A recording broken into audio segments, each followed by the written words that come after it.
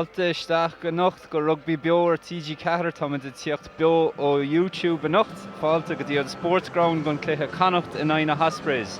Níl sé róir, níl sé róluch agus mar sin is ihe jaas airigí a Nocht. Is mise Jeff Neville agus in éanach lom a Nocht tá ón ó nachtan. Ón, céad a cheapan tú faoin glyfa a Nocht? Well, mar a dúir tú tá na coinnealacha anfuirifa go éirchleifin seo Nocht. Coinnealacha nachmach cleachta ag mór an daoine tíoch go dtíon bóthir began seo le na nimmert. A tá masúla sáirchleifin seo Nocht mar garíide tá spiruch ag an dáirean an seo. Ní scaranach 3 pointiad ar chlár an tabla, ní scaranach 8 amháin ar chlár an tabla iad. Na Connachtaí in Cúige agus stoi tá sé de gera buntaiste óhaint as a bheith gimmar Somáile agus bhealach nílan éad imróí imiúób agus tá cinnte go tú lei sin ní stearnaí Jeff mar nílan éad imróí as Connacht gortaithe ná ar dulgus internaisiúnta agus atá ag fear na bretain na bige. Tugann sé sin buntaiste go na Connachtaí agus iad Somáile. Cínta darfa agus i gceann second bé na fuirnacha hAoine agus a Nocht bé Dennis Colson, Tom McCartney agus Conor Carey ag tosú sa sra. Bé Andrew Brown ag tíocht arás go na Connachtaí a Nocht in aice le James Cannon, le Owen Masterson, Nuali Dawiu agus an captain John Muldoon. Sna cúlathe tá Caelan Blade agus Craig Ronaldson ag leach cúlathe, tá Matt Healy, Cian Kelleher agus Tiernan na Halloran agus Owen Griffin agus Tom Farrell iste sa lár.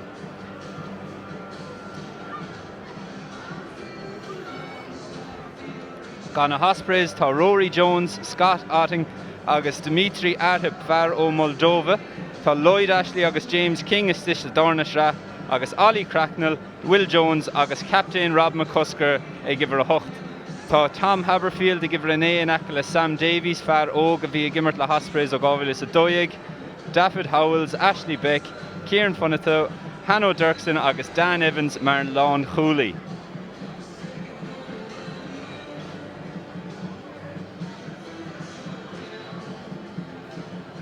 So on, tá go leor is this a slú a Nocht, céir de bhfuil si big tanú leis, Master? Well, tá sló deasiste an na Nocht. Tá me cinnte gúil ar asú go gneán na Connachtaí leis an srá má clufií buchtáil, agus an nimmert má a garcób a tá feici agin móbla gorí. Go háirit san Europa, tá ar bar a dábla héin an grúpa héin san Europa, a mé sé an anna sin eistúr eis go dtíon bóthir beag an seo, go dtíon pro cardéag mar gáíre Jeff níl siad a déanach a híntoch sin sa pro a dódéag. Go leor clufií cáilte cub agus sócáisiad an tóin dáráid astal, agus tá deise cubannach mar a dúirt me sa réhrá. Tádar Somáile, nílan ar a dimróí an asnan dáhrop, tá na coinnealacha go má, tá an sló lób agus bhaine súl le sáirchlefa bhain na Connachtaí. Go dtíhann be me har a bheith dímach muna dárló sé sin. Tá an ceart agus tá ceir clifa ón gúig clifa déarnach cáilte ag Connacht sa pro Chathair agus ní glyfi san umláin cáilte go ddíireach mar an ggéine le Ospreys a Nocht. A cad tarrá le imach Steve Tansey caiici seo hin, beidir nach mé an stíl imirthe ceart ag na Ospreys a Nocht. Céir de ceappa tú? Well, tá coachálaí núiste go Alan Clark ar nach dimmer mar thuálaí gon tír seo. Agus tá brúg baint gúnaí leis an géad chluif, agus tá brú baint le chiocht as baile. Tá níl rud éas go Alan an seo a Nocht. Ach brena, beidir go bin an dúchán atá teastal warantí ar a tasad, tá do rím le bála, go leor imreirí an nasna bham, tá de sé gógánaí, sef má hain tú réid fuiran agus chutú ríd sin, fuiran na Ospreys sin, go dtíhann bhí go leor aimreachí na raine déann mór an daoine tá breanú ar a glufa an na raine sé dé. So, warantí beidir go bin an spreag atá bhait. Níl táda le cailúnteag na Ospreys an seo Nocht agus tá go leor le cailúnteag na Connachtaí. Cínta, agus má brenn túair ibre a de na Ospreys a Nocht Sam Davies. Tá Dan Bigger imach de go na Hampton Saints an bblin seún agus tá an deis ag Davies a Nocht. Well, I know Davies, Adam Davies, gonna bretain ni big tá go leor Davies a rinne. Davies a cinnta réin. Yeah. Ach, sin ráite, tá cearcóm lá da. Tá bigger a gimocht. Bigger a gimmert lena ar an internaisiún de hain, sáir imróid, agus tá bear na mór, tá bigger ar ád chaidan go jo, tá bear na mór le, den ach seo deisco a láimh chur an uachtar, a láimh chur an cíns rá. Tá mi sin seo, agus tá na cumasí seo agam. Cínta, agus má swinin tú faoi chunastá siad a goil sa nóir freisin, tá na Ospreys imi amach as an Champions Cup sin an fágur uair siad ré le Steve Tansey ceapan féin agus ba cluiche catú canis ag Connacht Somália ag deire mí mórta, so catará bhfuil si de géirí an stíl imirthe sin a thógáil isteach chuig an Nocht, be deisig na imróí nach míonn sa gimmert go rialta an stíl imirthe sin a gimmert, agus be deise cup cinálín a stampéin na chuir a glyfa. Well, sin an chance atá go bun nachtanis, agus sin ceistetá na mééis se don ná sin híanana. Ceidim se muna dhéanaan tú seo nachta tá tú dribláid go thomláin, agus ceidim sin fágúil me túir an chance go deogan na chunachtaí, agus bhí me breanúir na geall glagadóí, agus ní bhín sé sin mícheró vinnic deach mar atá a go, agus tá sé sinna túirta an buntáiste go na chunachtaí. Sin ráite, well, hí mu a caiin faoi sinna teachtain seo caiitis mu na héannaí goil go dtíon rancará amach clufa écagan na Francíí na chéile, agus ní hin ddíireach mar a hála aion go grúmid a clufa. Tá ceart agus fiú ag duine trácht a frí fuair na Ospreys an Nocht, tá 8 imróir is fihid nachfuil an án immert an Nocht idir a bheith leis an bhuireann idirnáisiúnta nó a bheith gortaí, tá a caint faoi animneacha cosúla Dan Biggar, Bradley Davies, Alan Wynne Jones, Justin Tipperick, agus chumála sin tá daoine cosúla Scott Baldwin, Dan Baker, Keelan Giles, Jeff Hassler, James Hook, Dan Lydius, Brian Mujati, Rhys Webb, tá siad lu gortaí agus tá beag nach rá ian gortaí acu 8 is fihid, so catará gurn sé sinneisteach an olbúcháin a bhí déanta ag na Ospreys freisin. Níl dó fao sin Jeff agus mar an ceart go thomlan a bag nach cháid an nastam ach oké beidir nar a hen tú sios go dtíobhar a fi seach fi 8 sa liste sin nachhfuil siad ar chaid an hárdach na roslín tú ag a hín goil go dtíobhar a cúg déag tá ar Harbheith á chaid annach ar fád séisiir cúm leis an bhuiir an idirnáisiúnta faoi láthir go leor eilinn sin gortaí amracha mór go leor gortaí le taithí den náisiún so tá ar chumat Ospreys dá me chulagan a fullán agus chulagan ar fáil chágan dhégar a leid a churchan páirce atá ar chaidán idirnáisiúnta I gimmer go idirnáisiún fi láthir nó go dtí le riáid. So brena seod tá club an láidir an seo ach tá rudí churáis go an Nocht. Cínta agus má tú caiim faoin ar an náisiúnta nach chuil sé go deas feicáil go leor imróí Connacht hús I gimmert le héir agus nírá sé roiádó hin nach mórrán nó beidir duine bith hús I gimmert a cub ach inis má tá de breanú ar an mórach tá Quinrú, Bundy Aki, tá Kieran Marmion, tá Ultan Delan hús a squad freisin ach tá sé anzas na himróí seo eáil ag dul sús go Carlton House agus go an bhíomh mórach freisin. Bhil sin an dul chun génta deanta na Connachtaí cá gá blion áchain bíidir mar choirí ar an gomórta seo pródóile go bhíad ag an am sin sin troin I rinne siad an dul chun céanna sin im léana agus rístim léana thosa siad go lág sa gomórta seo ach má bhreaní tú ar chuítá gairí lob sa gomórtas Eorpaí san choran na dóhlána nó Challenge Cup tá ar déanana I gimmert sáchlefa go deo a bar chula chlefa grúte cup mar a dúr tú buntáiste máile cup agus tá de breanúir an breúir teachtamach. Cínta agus inis tá na Ospreys ag tíochtamach agus Rob McCusker atá os cór an lína sin. Bheith siad ag éirí an clifa seo róchans mar tá is a cup gur tréimh se an tábhachtach é seo gun irin agus ó thaobh a bheith I gimmert san Eorp an bhliain se cún. Tá go leor imróí óga a cup mar a dúirta mit hana go háirid Tom Haberfield dimmer sé sevens leis an bratam bhog I ngábhíle a héinsigh agus tá leadar a mín se freisin Nicky Smith agus beidir nach chúla se mór an faoi hana ach dimmer sé le Wales faoi fiche níos mó ná 10 nóir dimmer sé tá sé chapín déag aige gon fuair an sínseireach chúis sé dimmer sé leis an bratam bhog an na Austrráil agus Fiji agus Gachrod ach an níis bheith siad ag brathnú ar an éireann Connachta ag rithmach agus be Captain John Muldoon ar bar an lína sin.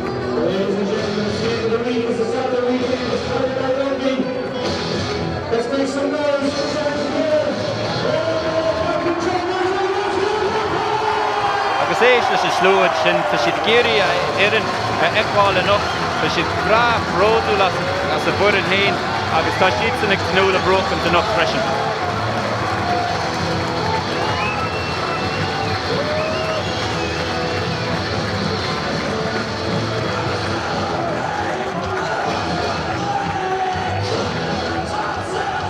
Agus iad a réimach freisin, déan cínta go gcuiníonn tú súil ar lán cúlaí Tiernan Hanran agus na boys a bhíonn ar a glíthán Cian Kelleher.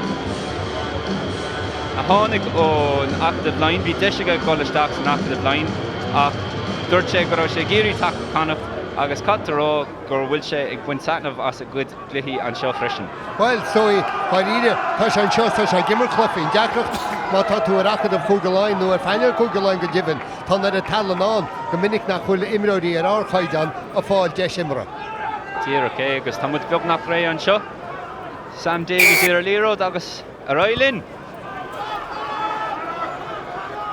Tóca blan an sin agus fuair sé ré leis an líróid sin go luath beidir go bhfeiceam muid go mór lór go sin ag géirí imirt le na Ospreys. Ja, sin Ronaldson do cína go má fuair sé an líróide go seachasa fuair sé ein gramú ná tada mar sin chu sé dróntíh líne ní roiir leis iad chun amach as liimiiste ar héin ach siad an chéad sin amach ag na Ospreys.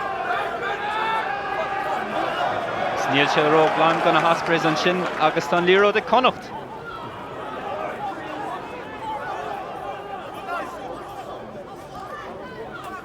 Tá suas go líine le imi tríd an sin ag Matt Healy fear atá ag gimmart go híntaach agus breanúir an roim sin freisin agus tá brú a lugar na Ospreys an is this a 22. Hold.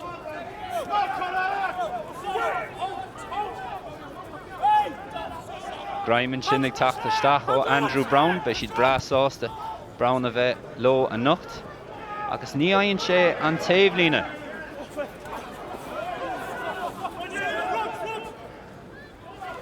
Umpar an sin ó Casey an lámh a frappa. Tackle!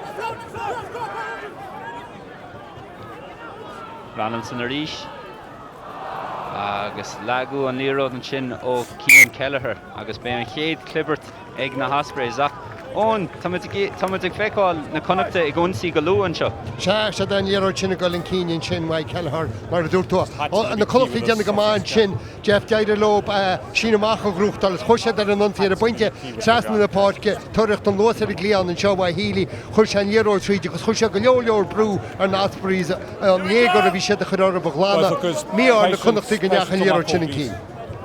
Agus Connacht muid freisin Matt Healy ag géirí ionsaí freisin fearratá ag imirt anmha ag an nóméid seo. Beidir go bhfuil míá ar gan a bheith iste i bhuiir na hÉireann.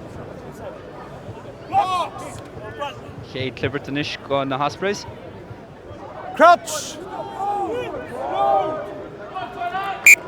There's no bind call yet, yeah? Níl an réitóir sásta go fóil. An réitóir ná Stuart very own Africas. Here we go.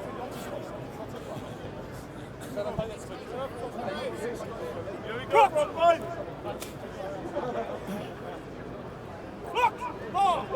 Let's go push. Racham a ríis leis na Ospreys. Crouch! Bind! Sit! Agus níl Berry sásta leis a glibert Connachta. Green, Kick éire céinis. elbow down, green. Dúirt sé gur hit Dennis Coulson an sin ar a dzala ar a hillen, so bé deis ag Davies an taobhlíne a áil a ríist. Is be sé simúl cedí annas na Ospreys sa dára sin amach an seo Jeff mar hepar op sa géad iireachta bhíacha be sin amach agus stoi sean deachar nó nach slánín tú chuid pátrún sucraí a héin nó slánín tú de sin amach héin ní féidir le táda dhéanana, so be na Connachtaí gar a brúchar ar baríist. Keens agus sin níos wad níos fearn ó Stuart Atton an sin agus fór sé agus tá na Ospreys ag ionsaí inis. Is breanúir an roim sin ó fearr leis de Lorna Borg fearr bra láidir an sin. Láidir ó Davies. It's a penalty advantage, black offside. Agus tá rion le buntáiste inis ag na Ospreys. Tá imirt séir a cup beagnach. Suas leis a Yes, penalty bracha. advantage.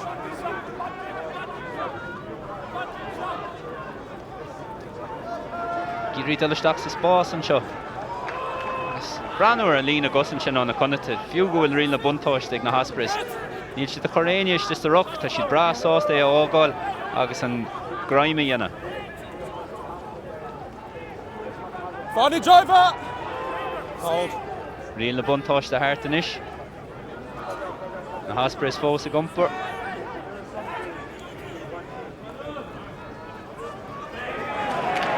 On Grime and Chinnig Tachta Stalker James King. Cleared. Bucknach on. God's rog when the Grime Dulistach, Harva Lodra Gadisha. Cousin Harva physical at on a Connacht. And slow Geary kick Erika.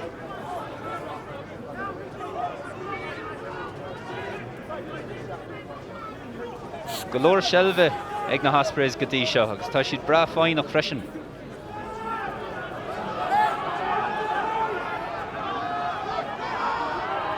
Umbrella and sin ag tachtás Zach ó Ashley Beck. Agus tá na Connachtí bra fáin ag fan after butts ó na Ospreys.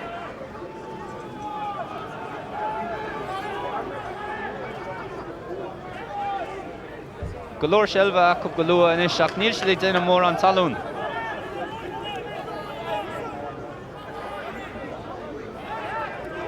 Davies a reached.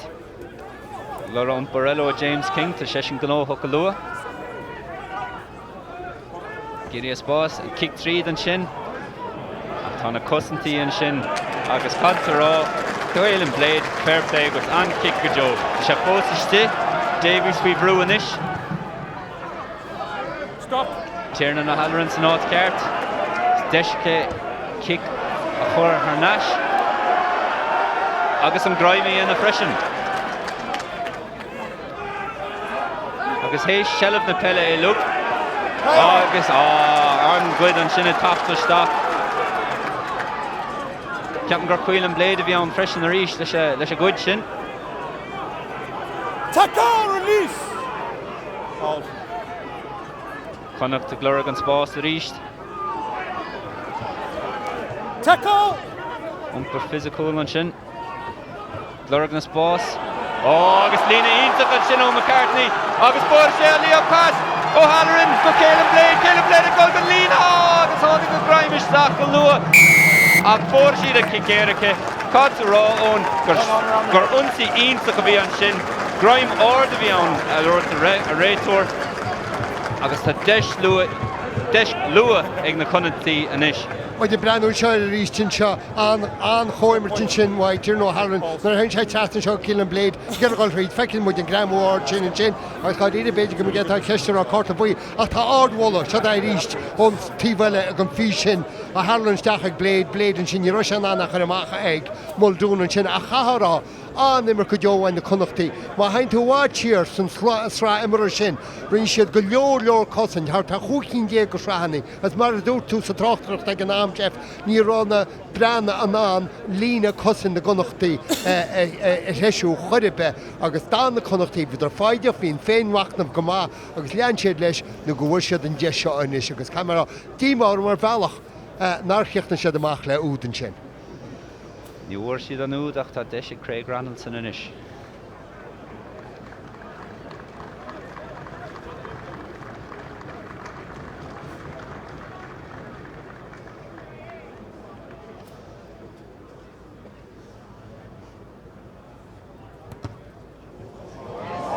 August Rootshire post up Matt Healy at Town and ish, so she'd post a Gunsi. Kelleher Giri at Sports all. Kai she'd have a fine up an ish. On the Grime Tachta Stalker Farrell, then she Erupt August. Play on, it was ripped. August Tain on Leroy Conceen, Captain Hain on Shin. Of course, the Rasha. Better non Yarnica section on Conceen. Jeff Dutton Rachel Goron Year on Strokey. Oh, we should Strokey, come on, let's get on. So, Connacht Foss, the Gunsi and Ish. August kick Erika Ella and Shaw. Carry on. On Thai in the Connacht Chin, Jan the Himlori, Sosa Kitchen, Honica Sherwin, the Pussy, August Kedem Shamab in the Connacht 5 different shot, Peckham with the Toman the King, Kedem got faded up, Brabo Kino Leg in all and shot, Father Mayabagul John, the Pussy reached on Yagan the Machat and the Himlori, because with the brand new and Shaw, Himlori of Achursal, Himlor on Ospreys a liar in Yeroid and Chin, Yerin Rogidator, Ronaldson is on Tivella, come forward, Galler, Toad and 3 points. Shin an darna kick Erika hug na Ospreys go Connacht the stig no ne nome the shin na fe do hain agus beidir na wakaship ach zimmer Tiernan na Hallerans and fork re na shra himmer heshin Deshinish Ronaldson chéad pointe den chluiche a all.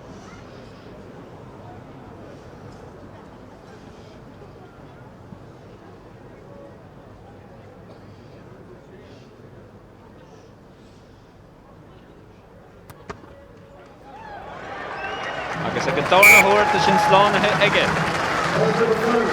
Well, mas Connacht go fóg be tú blásásta lei sin na Connacht í léirú díalmachnamh smacht chulairt chu lei sin agus sáirimmert na de fáil trí úd cinnach na mór an dhearú deachab sa géad deanúmed. Ben na Ospreys had bheith déamach bhí go leor gan sellabhacha brinde do go leorí ó runsaí agus ní raibh níor se tadas. Bhí na Ospreys déamach lei sin cínta ach be siad muí nach go bhfuil tíreanna na Halloran imime gon fork agus tá Peter Aki inis ar a glíháin agus Cian Gaillimhe imi isteach go lán chúlaí. Tackle!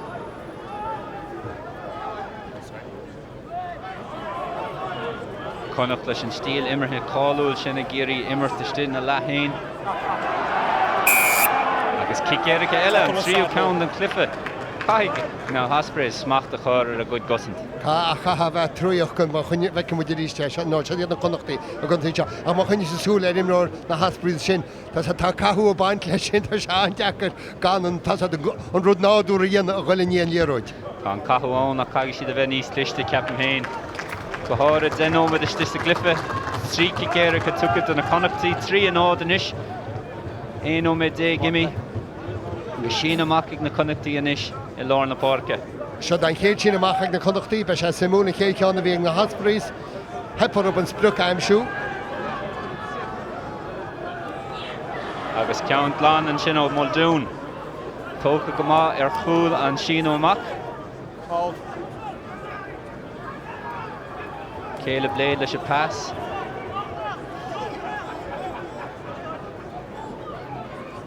An lábh na profa an sin a lár na párca. Rannar an céic ó sciopí is bhfuil an líród atá Céile Beidh a fáil an sin. Bhearn an sin go Muldoon. Agus líneiste bhí sin go deas ó Beidh. Líród sciopí a rís go. Connacht lurgan spás inis. Agus pass ínta go sin atá isteach ó Aki. Gol sús a líne.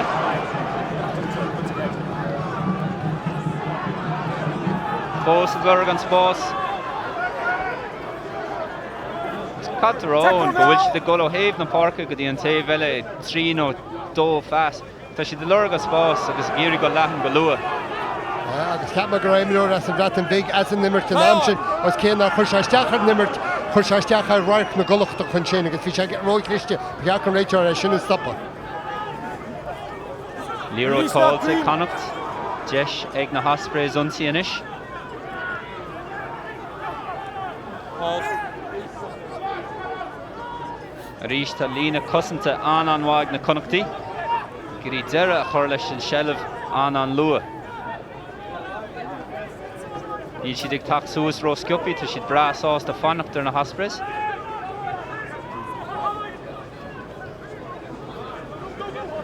Agus ag dúna amach an spás an sin bhí Céile Beidh ar a scíthán a rís.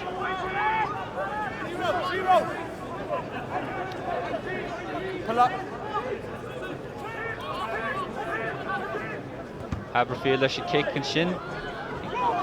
Tá Matt Healy gol faoi. Agus tóca sin. Agus beagnach tóca ionach an sin amach an air ach líród inis ag Aki agus tá spás aige. Bhain sé an feasca Andrew Brown. Bhearn an sin go Brown.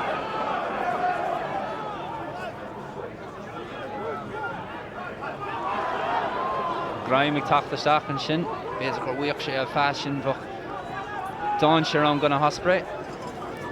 Branner an Graim sin atá tachtasteach go Lloyd Ashley. Agus Sam Davies go tríd inis. An gurb sé smachtar a líród. Kick eile tríd. Tá sé na Ospreys inis. Cáil a líród. Líród an bháil an sin. Kick éirice inis. Ag tach gona Ospreys. Agus Peter Aki. Well, felt I kick Céile Beidh rís bhí sé Bhí sé chu feiceálach, bhí dúirt me héin stop blocáil in líoró sin, agus mar smaoinn tú a chuí Harlan nimmert cin sin, tá táir na Connachtaí gur beidir gur trí faointe tá sé a tuairt mhópan seo seach cín. Cínta agus cadrá beidir gur us ag aici céir de bhí seo dhéanamh ag bon an rocha sin ach beidh deis ag Davies. Beidir trí faointe a thógáil stoi tá Sean Lewis a cliffe. Well, da me sé hAoine an hóna tí faointe se a gáid ide aion go leorín se go leor rothir lóta glefe. Number 10. Se an chéad am go bestí limmersteir fiche dó na Connachtach becheart op na pointí hógáil. Agus níl siad a thógáil, tá siad a gáil chun lína. Tá sin Cúige go gan Ospreys inis. Well, Cúige go rá me cháil a chéad sin amach agus se an tíú ceann. Cúige nó hamadach, becamut.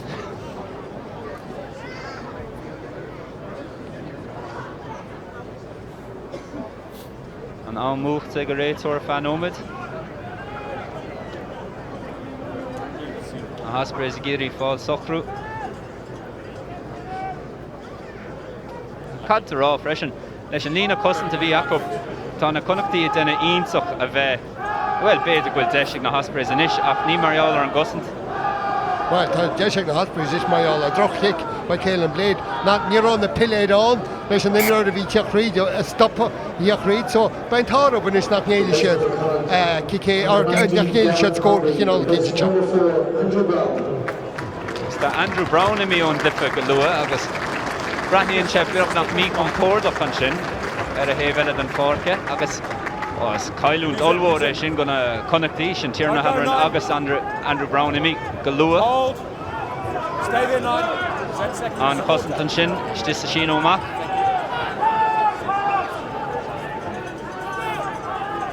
Graimig tachtasteach an sin, ceann an ísil. Release screen.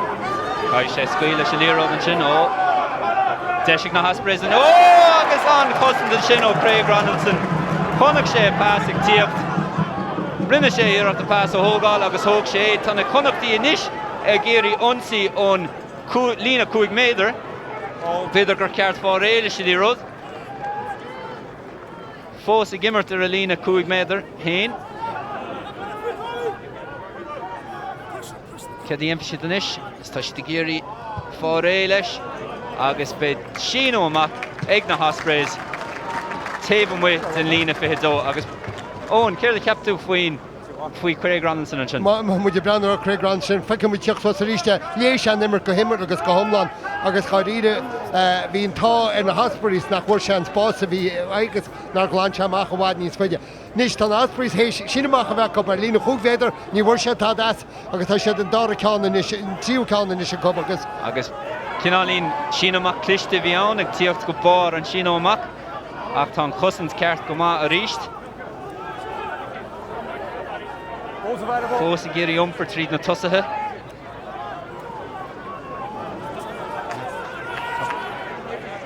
Ní gimmert leathan go maith ach ag deire an dul a níl siad a gáil mór an talún. An Graim an sin, an sciopí tíochtasteach ó na Connachtaí. Gus beidir gohfuil sé sin na héin ar an sin, ach níl tagan na tosathe. Go leor brúin is sin na Connachtaí ag tacht ó na Ospreys agus i bhfad níos fearr ó na Ospreys inis freisin. Líród máil an sin, unsaí eile. Ceann gear an sin ó Haberfield. Davies inis. Agus lína bogach bhí sin go deas. Lína an deas an sin. Unsaí eile an sin ó Will Jones. Na Ospreys bra fáinach inis, I géirí goil tríd na tosathe. Agus go leor srá hAoine go inis. Agus tá beag an níos bás an seo. Agus tá sé istí go bhfuair sé sin síos fór. Agus tháinig an chéadúd an na Ospreys agus cadta rá bhfuil sin na goil an an clifa go dtí seo.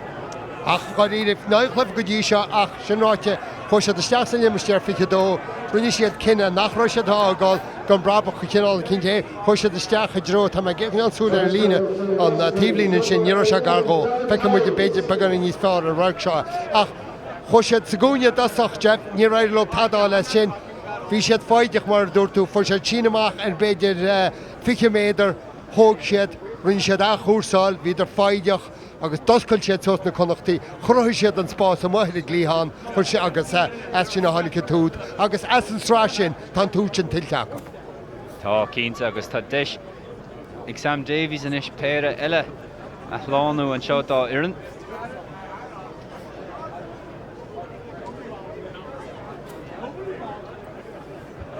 Stad Cúige go maith fannacht there.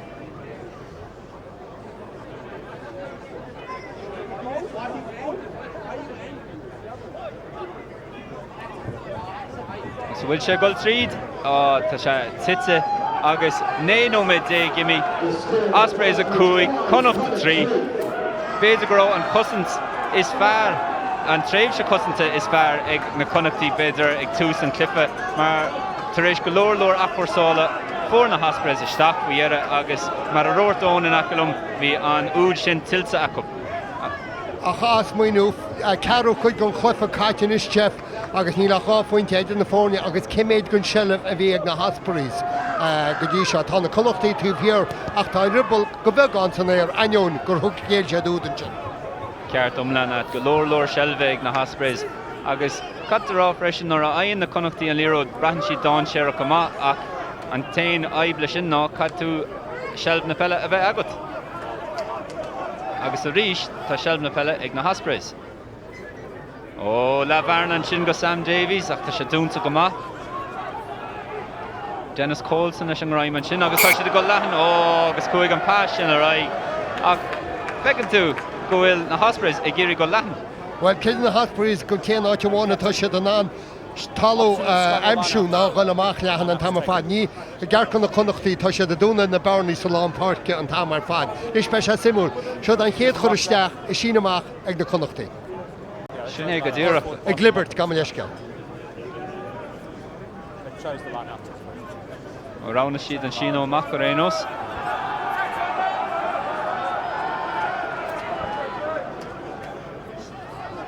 Dána sin ó amach an is go na Connachtaí. Tá an ceann sin tóca go maith freisin. Is tá siad a géirí ionsaí. Ó le bharnan sin dúnta go maith ag na Ospreys i géirí líróid scioppi. Droch fás an sin. Tom Farrell ag déine róhan an sin gol gan talamh. Gimar ní scioppi an is. Gavin Thornbury an sin leis an umpar a tháinig isteach go Andrew Brown níos luas de clifa.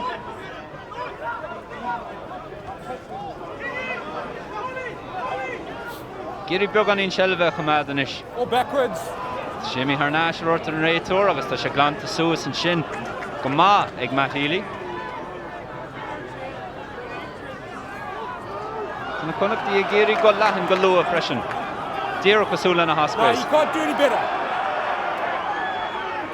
Le bharnan sin ach cuirtha chun talamh go maith. Muldoon leis an umpar in is.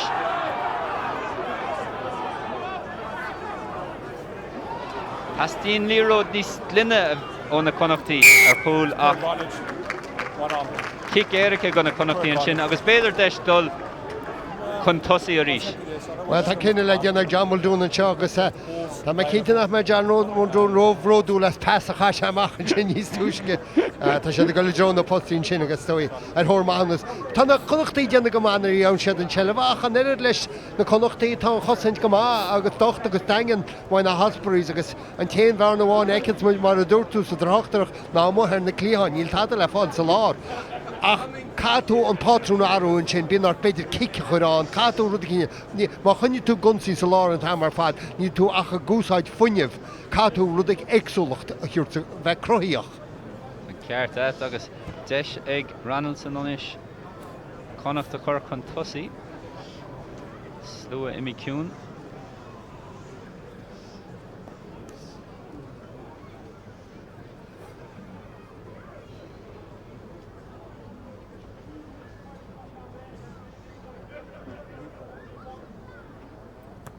Tá sé búlsa go maige agus an ceann sin slánathe ige freisin ó troch a cúig meadar an scóir in is Connacht a sé Ospreys a Cúige agus 23 nóid imi. Agus a rís gom de leis ige ní heag na Connachtaí atá formhór céad chud an gon sellh na léróide ach na sin tá ar a baint chuile leas as chuile dhéis dheann siad. Nis má féidirlób beir an nó gáimsú céidim se go féidirlób éachtaí an Chonnacht. Breda me héin. Muldoon faoin léróid sin agus tá sé imi siar. Agus dáí leis an umpar. Ó, drog fas an sin níró sé súil leis cadtarrá. Agus tá sé imi chun tosaigh ag Tom Farrell an sin béidir nach rá sé tnú leis a basin. Ach. Feice mu de seo tíocht was rís becercamach. Tás a bhí Tom Farrell a riocht agus níor se chuneal súil cad a bhí tarlún sin mar. Bhí se go ag Tuachal Ronaldson nó bhí se go ag Farrell. Cín sé ceapan gur ón Masterson a bhí os a ggóir agus beidir go sé ag tnú gur rá Masterson chun umpar eile thógáil an sin nach Paige Gaillimhe. Clibert eilenis go na Ospreys agus leis ionsaí ó taobh muid de fit ó Connacht. Nes an bouta deir hín chuisteach na Ospreys dúrú gur rinne Colson Callis scrúbh se nuas an rána tusa so feice mu sin seo. Bind. 6. Clibert níos fearr ó na Connachtaí inis. Níor ar cúil agus sin é brúteag na Ospreys agus an kick ó Davies an sin. Ó, tá sé beag nach tóchaí an sin ag David Howells fearr a mhór an úd níos luthe agus cadtarrá sin beidir an ceathrú botún chosansa a rinne aici ó tháinig sé ar a bord. Well an chick taspát cin sin ach testing Keith Earls mar bhí se gimmert ag déanana chlufann teachtas caiite. Bhí níróid bhí eitilta níróid a bhhar róir áíide agus fiúán dá maiile tá mé hepa gom rúhíisteach tíomhlína a cána Connachtaí mar a dúir tú chaún éagtúlaachta hiúrtáin a chuna muí na bróige scaití sin a ddíra chu rinne siad. Sin amach eile inis ag McCarthy go leis céile agus tá sé tócha go ag na Connachtaí. Céad fáin géad go na Connachtaí go dtí seo sa sinú amach. Cosint máil má an sin na Ospreys agus kick gear an sin ag tíocht deis ag aici ach tá sé glanta sús. An bhfuil tá sé glanta sús go má ach rion na buntáiste ag na Connachtaí agus tagan an kick éirice. Nimmer go Joe John Muldoon an seo beidir Michael mu sin seo an crab kick Waid Glynn Blade an seo Time Muldoon agus chumrádaí ar cí aici níos chuinín sé agus chuiní Muldoon an na bhlach an seo feice tú agus tá ar a chuineáil Gaillimhe ar a léróid. Ínta go Muldoon an sin agus cadtarrá dúir se bhfuil sé gaiirí as sa glyfe ag deire an 6 uair seo agus ní bhúil se an ceann an taobhlína tá mud fós a gimmert so tucha mit arás go sin a gceann tamlín. Davies i géirí riocht an lína 22. Aici leis an ráim. Second back. An ceann sin tócaí thar náis is a fé dós a caiig sé é a chunáil isteach.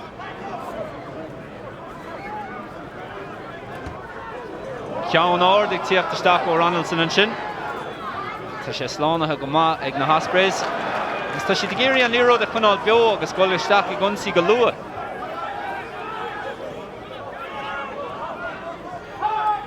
Glóra go glíochán ar ríis go luath. An ruch sin an máil an cosint an sin ó na Connachtaí. Green out. Graim mag tíocht isteach. Agus ionta an sin ó James Cannon. Fear a dimmer 5 uair 10 go Connacht go dtí seo sa 6 uair. Tackler release. Ospreys fós a gunsaí agus nuairtá siad a gunsaí. Focail beagar James Cannon. Hold now. Zimmer sé le Northampton Saints, Bedford Blues, Wasps, London Irish. Agus is é Vince Cannon a haar fear a Zimmer Kerricade tropa hocht uair gona Saints agus atá sa dáhachtan na léach gona Saints freisin. Shelf na pella fós ag na Ospreys. Géirí an pass a thógáil ach ní éadach sé. Umpar ag tíocht isteach. Going green.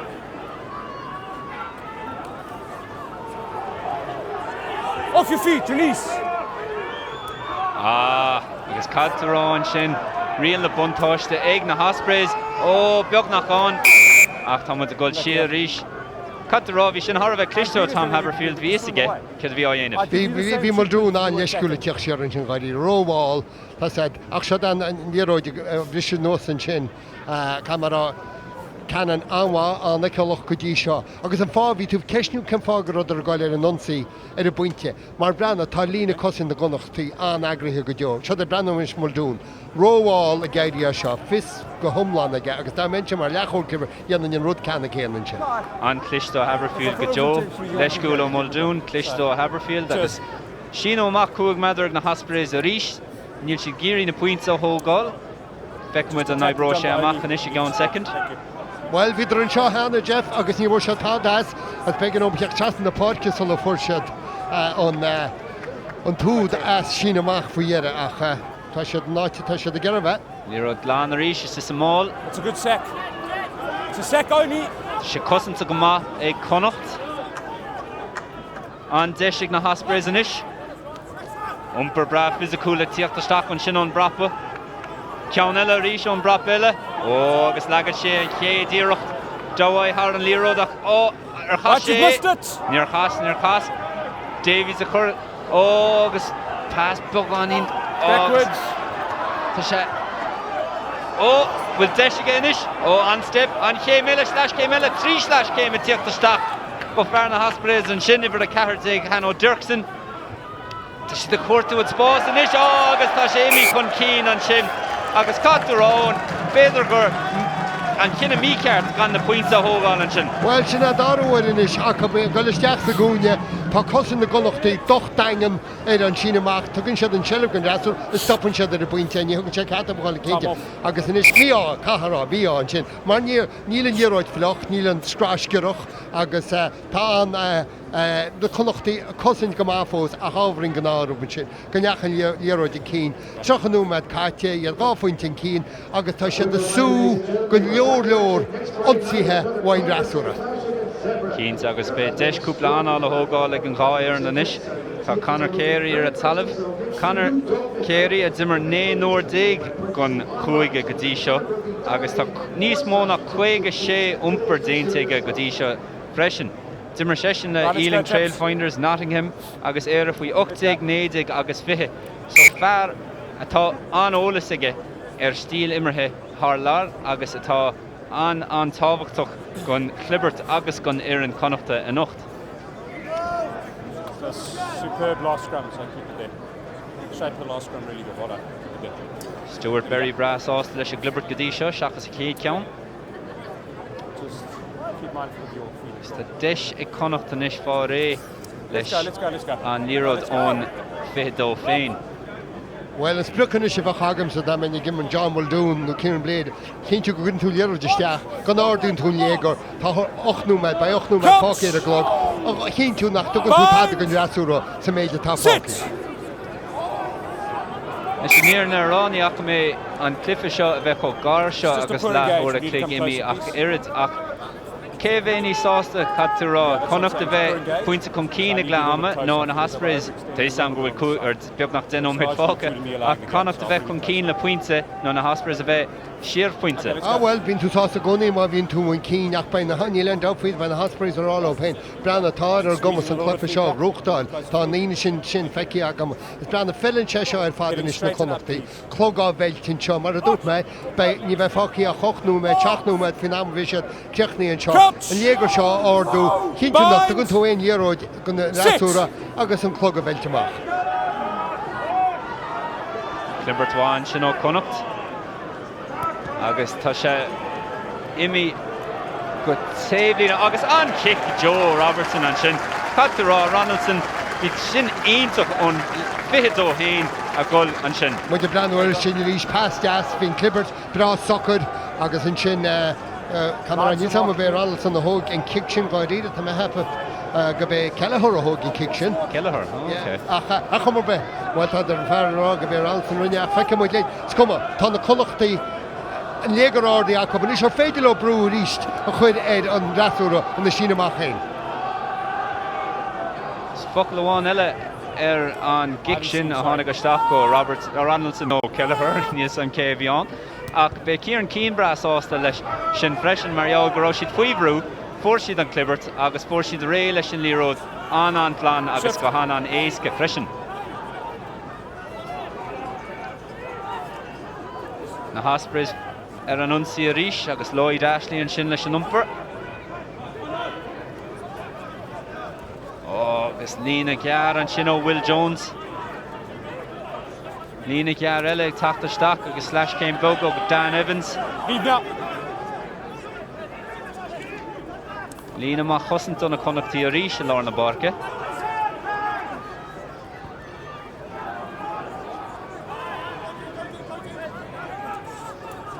Agus cosint má a ríis anna Connachtí. Ceapan gur sé ó seacht sra imirthe a bhí ann an Lína Deméidir.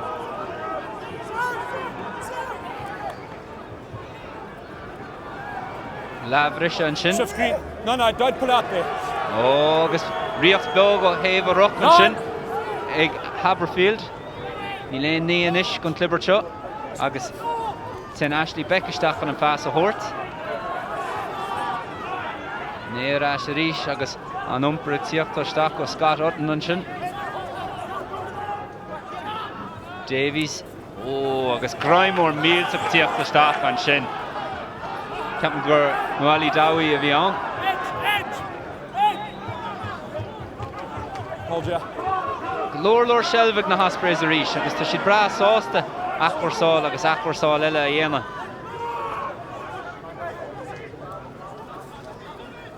Glór agad spás a ríis. Graimór mílte go tíocht isteach an sin Dimitri Arhip. Agus Graim ítach eile ag tíocht isteach freisin Hanno Dirksen. Cúig nó mid focus a le. Barn an sin. Kick tríd. War sé Lírod ní war. Tá sé imi amach cé an rá. Okay, sin an cinenne town sin amach go na Connachtí. Barn a bug an sin agus a deis ag na Ospreys ón. Camarach, cheistún se gá pásastin seo, a bhí ceap me bug an ina cín, cean chug Dirksen tá de brenúin mar siachna seas an seo, agus bhí ceanna le Dirksen, ceap me go rud ar ábharí in cín nis. Tá réiteón níos go a gáin sin. Ach mar a dúirt me, ní léon bhealach chríd sa lár in na barnaí, so cathúrú ag an íana agus tá preab kick sin as cím an scrá sin an téim bhealach amháin chríd inis. Bhí an preab sin kick go má ach inis de seile is sa máil agus cúisiad tríd a cúil. Umper gear an sin. Umper eile ag tíocht isteach go Scott Otten. Play on. Círi cúpla Sre eile hógáil an Lírod. Shiro Davies, Lavarn an sin. Agus Branor an achwarsáil. Kick éirice go na Connachtí. Nílis am cé bhí an ach an cosint. Tá go muide sin teach sa trí. Tuc bhí dear an bát sin níor chuisiad a dro máil a sin amach, mar tá na Connachtí tá lá nachtar cub sin. Sin an sin áit hála se sin. Har cíanna sin bhar fear. Tom Farrell. Farrell Zimmer faoi fiche go héir a freisin. Fiche cúig pointe slánathe ige go dtí seo an séasúir seo, ach an firach is aisteach agus is iontoch ná is sé clifa déag tá níos mó ná 60 cosintí imar siar ige. Tá sé anhaig an nonsaí agus tá sé feice an sin anhaig a gus an freisin. Nes trína me go le hamanais sin amach ag na Connachtí, cai sé a chinú go sláín siad an sin amach ifir a híon, agus sin go gníonn siad telebed in Líróid is chuil leis an mena sin idir na fórne. Who's in? Are you in that? Ní lech ceir sé sin amach seo gan na Connachtí.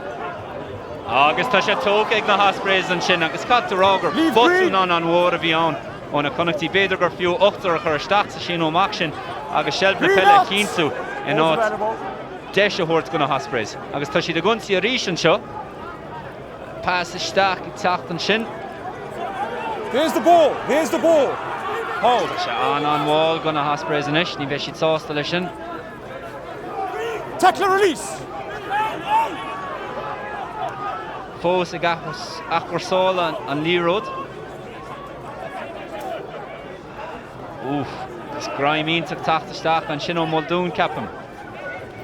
Davies a ríist, cuirtú an spás. Graim eile. Lína cosint má na Connachtí. Lloyd Ashley is an umpar in a session. Umpar anocht. Corto and Spos, Beidh go on. On Grime McTeach Staff and Shino Aki. Hang on, lost it. Hold. Neil and Nero fought to Harnash Connacht, Captain Agoro. The Ospreys post to Gachor Sol, Lauren Laporca. That's to throw an Immertonish. Tom off. It's Neil Stewart very sauced if we Rodegan. So then Shinamach call the Connacht. Agus mar dúch mu chéad a bhí le déanana cup ná sin amach chéanana hláánú. Agus níl sam céad an cinenne tan réidir fecha mu seo leannach a breanú ar a bhar tá muirtaí lína teach isteach. I see what you're seeing. I haven't seen the actual contact with it. And the number was 3. Number 3. Well, ní Connacht dá caiili seo. Contact is here. Keep it down. Context, yeah. Beidh go an táig sinnig Dimitri Arhip nach chuir sé carta buí, más rud go bhúil a hillan oig imróir Connacht an sin. Beidh go bheice muid an seoir seo an líróid a ás. Well, níl sam. Dúte gur lean se an éile níl mar róchéinte fi sin in is camera. Mar duine dimmer sa dá ran agus a dúsáid a láimh go minic. Well, tá an slú a géirí carta buí go gaman tiidir an éon ósach. Nóméid fácas a leat. Deis ag na Connachtí unsaí a bháin eile is dói a dhéanamh inis il tíreacht even with a fiche do Ospreys agus bé siad a géirí tacht ar dulisteach me cearcum rá ag ghlathama le scór eile beidir 3, beidir 5, beidir 7 bé siad a cuairtú pointe cintanis. Tóch go má stis a sin ó amach. Is a stis amáil inis. Is tá líród slánathe ag Tom McCartney ar chúl. Imi Contalov. Pass and Chingaki. Oh, Lord Ruckton Chinoaki. Tackle! Matt Healy or a Glihon. Giri Gold Contalov inish.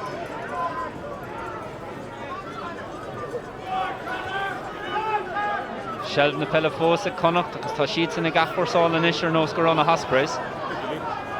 Caig siad beidir rud a cinnta dhéanamh Lorna Park inis chun bearna all. Brannar Lína Gussin sin go na Ospreys. Agus céir do Harlan sin, níl an slú a sásta. Side leader. Well, gan a bheith teachríd in bailach letha siad an máil bhain na Connachtí níróid ag McCartney sin an láidir go deo go dibhinic beidir gur an ceart cup an níróid a thógáil amach ní túiscin seo a chuine sé teile bheith dachúrtáil siad a sceis eile ag na Connachtí agus an tam caite. An kick van sin. Níl head ar faoi. An kick go deo. Yes, bhfuil nó buine bheith na Connachtí san na nóméadaí tá fácaí tá tam caite tá clog stoppaín seo sin amach 7 méadar ón lína. Och sé ionach go na Connachtí cúpla pointe áil ribh le ama ach chatte rá ní bheith na Ospreys a géirí cúpla pointe a thorcób. Slánathe go maith. Agus Brannar amáil sin sa sé stoppaí go tleathach mar a dheort an rotóir. Mu a golar ríist na Connachtí a géirí go níos gira chuig an lína inis. Brelig tactisteach ó Muldoon. An slú a géirí rud a cinnta inis. There's a ball. Got you. Slash céim beag an sin. Ní rud scupi glan. Níl sé ró glan. Rion le buntáiste inis ag na Connachtí ceapam féin. Beidir nach bhfuil. Brille. Sásta an lírod achar sáil a ríist eile. Umprig teachtasteach ó dáhain sin. Éis na slúis sin tá siad sin a géirí rud a cinnta teach. Agus tá siad beag nach an. Beag nach an bud siad an níl go fóil. Ach is tá! Údíntaach go na Connachtí. Tíreach ribh le ama. Agus gatará dúir sin misneach go bheith teachtasteach le ama. Ní bheith na Ospreys ásta gur lig siad isteach. Ón Masterson ceapam a bhí an. Agus ón an úd. Beidh, smacht, féin winning, Ja, Thomas, mae cym cartnin sy'n achos hon sy'n y bwynt blade yn siar ag Owen Masterson bang wd. Agus y stifwyn na posti, fe ha sŵl gyslán o sy'n de. Sy'n yn dirach yn crech a fi wain na Connacht, dwi'n mynd i'r ran o'n ffynnu facab, ni wag ran o'n ffynnu facab, ac fi dyr soch acli nach rod yr cynnal, gron nhw'n ala cybwys gyrod yr yna fe machna fe gart yn tam ar ffad. Bhí cínta agus tá deise granal san inis péir eile chorla sin.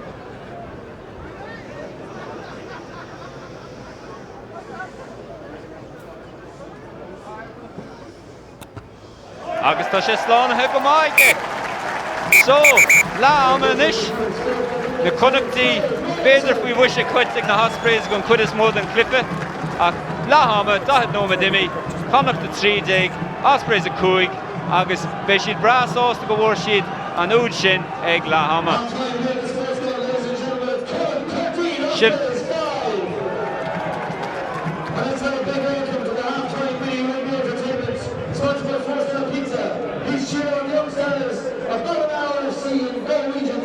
O ie, camera, ta sé sin haar cían, chiachna sydd amach go homla, nír a mór gan sele facab, achas acab o tám buntáist ar chlár an scór, 30 a 9 ban na Connachtí bras as lei sin. Íns agus be an darna lag tíocht go luath fannig í linn an seo TG Chathair. Guinness PRO14 final will be held at the Beidh Stadium, Dublin on Saturday, 26th of May. Don't miss out on a great weekend in Dublin. Back your team now and visit Ticketmaster.ie to buy your tickets. Join the official Guinness PRO14 fantasy rugby game by signing up on pro14rugby.org and win great prizes playing against great friends and fans of other clubs. Keep up to date on all the Guinness PRO14 action by following the official PRO14 accounts on Twitter, Facebook, Instagram and YouTube.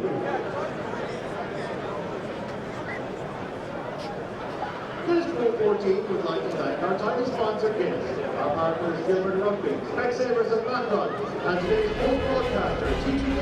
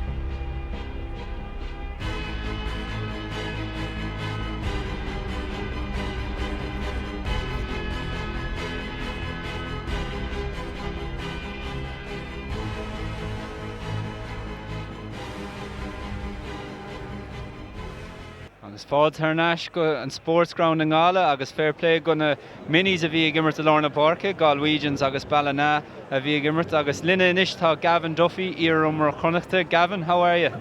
Great, thanks. A little bit cold in the Sportsground tonight, but great conditions for the way both teams want to play the game. At least it's dry. Exactly. A lot of defensive work coming in from Connacht in the first half there. How do you think they can improve in the second? Yeah, it's interesting the way Connacht are defending. They're using Caelan Blade in the front line quite a lot, so they're defending with 13 guys spread right across the park. On occasions when they've got that wrong, when Caelan has dropped back and they've had Matt Healy and Cian Keller who has gone into full back since Tiernan O'Halloran's gone off, when they've had three in the back line and overcommitted at the breakdown, that's when Ospreys have really exploited the weakness and the lack of numbers in Connacht's front line. So one thing I think that they'll be saying in the dressing room is to make sure that when they tackle, they complete the tackle so that the second and third guy don't have to go in and finish off that tackle, and then just to sort out the backfield, making sure that they only have two guys back. Absolutely, it seems to be out wide that the Ospreys are making hay, but after all this, what do you think will be the winning of the game? I think the way the both teams are playing, obviously they're taking the ball right to the line and there's a second line of attack as well. I think the winning of the game is going to come down to guys like Matt Healy, Cian Keller, Owen Griffin. Really, when they get the chance, they're going to have to take it, just like the Ospreys did in the first half. Absolutely, and the last one for you, John Muldoon announced that he's retiring at the end of the year. What does a player like a John Muldoon bring to a team? He just brings a lot of, I suppose, a lot of confidence, a lot of calmness as well. He's been on the block a long number of years, so he's seen it all and done it all. And in the dressing room, you know he's going to say the right thing, but more importantly, out on the pitch, week in, week out, he turns up, he rocks up, and he puts his heart in his sleeve week in, week out. And it's just, he's been a credit to himself, obviously, with the way Connacht have been playing over the last couple of years. Speak volumes of the amount of effort that guys like John Muldoon have put into Connacht. Absolutely, he's been a right servant to Connacht, all right. Well, listen, Gavin, thank you very much for your thoughts. No problem. And enjoy the rest of the game. Cheers. Tá Mataki Rash gon Dorna Lanish, agus Robertson ag Curtú Slesh, agus Owen, céir the captain faoin chéad leishin. Well, bhín tú fás cosan le déanana na Connachtaí go déobhain ar mór an Channel Cup ach nar a bhfuil Channel Cup fuair sé rud ag an ads. So rud atá le déanana ná fá seile bheith an íróid, gan an íróid ní féad le tá dhéanana, agus bhí nimar go ag an rasúra. Cínta agus mar a roirt Gavin Duffy an sin ag deire le hama. Cai si déan cínta go bhfuil an grind déanta agus go bhfuil deis ag na himróí ar a glíháin a bheith an áit a bheith tíocht isteach go Lorna Parke. Tackle release, knee on the ground. Níor an slua sásta leis an raim sin ach shelf na pelle ag Connacht is i géirí unsaí agus beidir scór lua áil sa Dorna le. Umperháin sin Master sin a bhór an úd ribh le ama agus tá sé duine an over a nocht timpeall na Parke. Bíoh sé sa roch nó timpeall na Parke ag umper nó ag unsaí. Láhí sciupan sin agus tá sé Russia, tá sé cuineálta isteach an sin. Bhí sin anhá ar Owen Griffin, fear a dimmer le London Irish a bheith tamlín, ceap mé héin go raibh sé an mhuí. Ach, agus labharn an sin ó chóir aici. Níró an pass ionach ón, deis lua an sin ó aici. Deis lua go aici sin ach faoin pass tá níró sé ar móla bert beidir bheith cumúte seo a rís tíochtúas ag achúrsan amach ach tá pass bagan in óir ag aici, bulir sé sa maithis choiríd an sinne, bagan in tífhíró chumá ach stoi Spáinn sé cecha halbhínach agus atá na Connachtaí choiríide. Tá go gastín scór lua a tá sé go leir a hóid. Cínta is nóid go leis dis a Dorna le agus vector an cinál intin unsathe atá ag Connacht go dtí seo. Go leis de glibert a ríis, ní lech clibert amháin cháilta dis sa cluiche seo. Seo é teachtas agus on ceartad go se angar go deo rinne Connachtaí go máin sin an líróid sin a chuneál beo chuneál sa páid. Bhí sé ar a bhhar cíine an sin ach chuneál sé isteach ag go má. Chéad clibert a lenis go na Ospreys.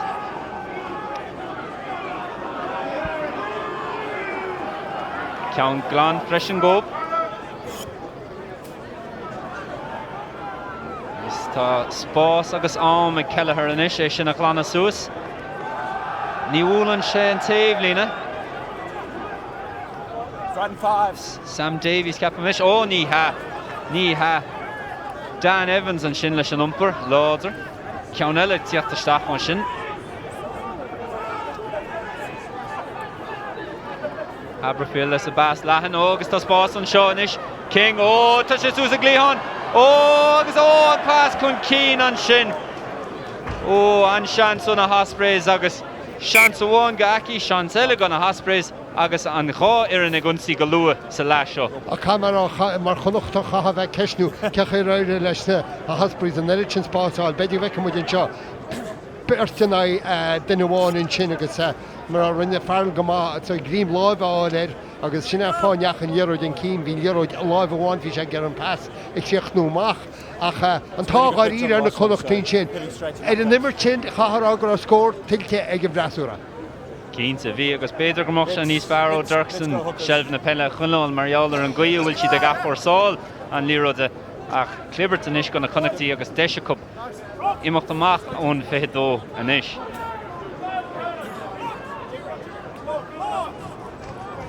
Crouch! Bind! Sit! Ceann glán go Connacht an isis agus beidir go bhfuil má mí ceart capan gurb sin an darna That's a more! clibert a bhí ag Connacht. Agus in isis be clibert ag na Ospreys, céir a hála an sinón. Well, camera nar a dumpur muldún a líróid sin bhí ag cinál a ghil chun talún a chénte go sláín tú go dein tú siar.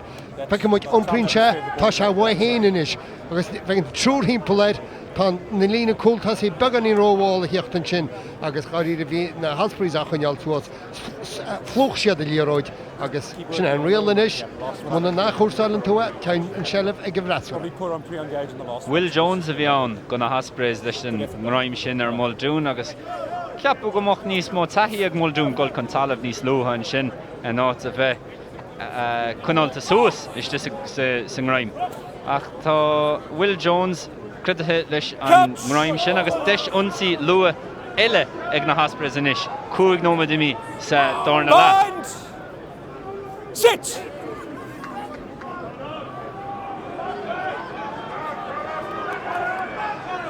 hold now. Ball's at the back. Hits a clibert ach tá an réitor sásta lean rai.